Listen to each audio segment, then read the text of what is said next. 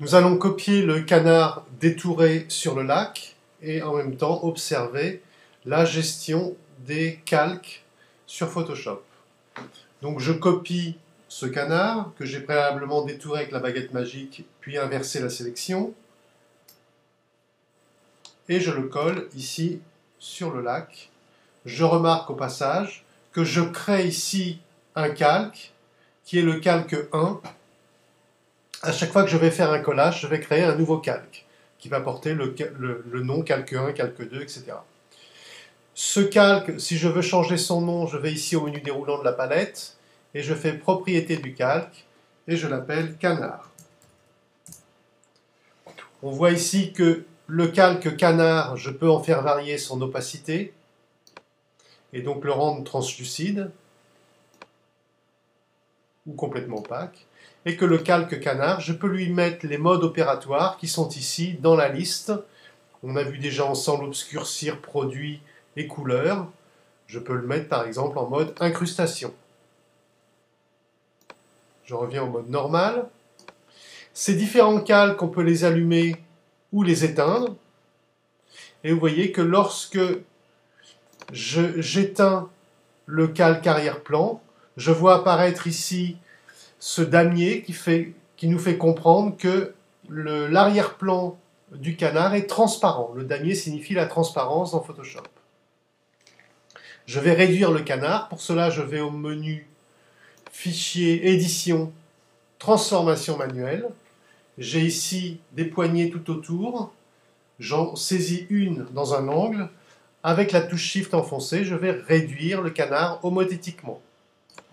Si je veux tourner le canard, je m'éloigne et je peux faire une petite rotation du canard.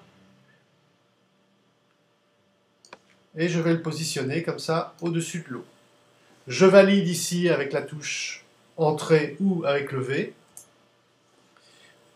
Pour mettre le canard un petit peu dans l'eau, je prends la gomme. Ici, je prends une petite gomme. Et je vais gommer le bas du canard. De manière à l'intégrer dans l'eau du lac. Ce canard, je vais faire un reflet. Donc ici, dans la palette calque, je viens ici, je fais dupliquer le calque. Je l'appelle reflet. Et ce reflet, je vais là encore en faire un miroir avec transformation manuelle. Je prends la poignée du haut et je la renverse ici, de manière à faire un miroir du canard existant. J'enfonce la touche commande et je viens déplacer ici de manière à mettre un peu de perspective sur ce reflet et je le repositionne comme ceci. Et je valide. Ce reflet, pour lui donner un caractère reflet, je vais mettre le mode opératoire du reflet en mode lumière tamisée. Vous remarquez, si je zoome ici sur cette partie, que le reflet est situé par-dessus le canard. Si je veux faire passer le reflet derrière le canard, je prends le calque reflet ici et je le bascule derrière le canard. Vous voyez, il est passé derrière le canard. Ces deux calques, je vais en faire un groupe. Donc je sélectionne les deux calques et au menu déroulant de la palette calque, je viens grouper les calques, nouveau groupe d'après les calques, et que j'appelle canard 1. Ce canard 1, il fait partie d'un groupe, c'est-à-dire que quand je déplace à la fois le canard et son reflet. Je peux même ici, édition, transformation manuelle, le réduire si je le trouve un petit peu trop gros. Si je veux une famille de canards, je viens ici et je fais dupliquer le groupe. Je l'appelle canard 2. Et je vais avoir un second canard que je peux à nouveau réduire, transformation manuelle.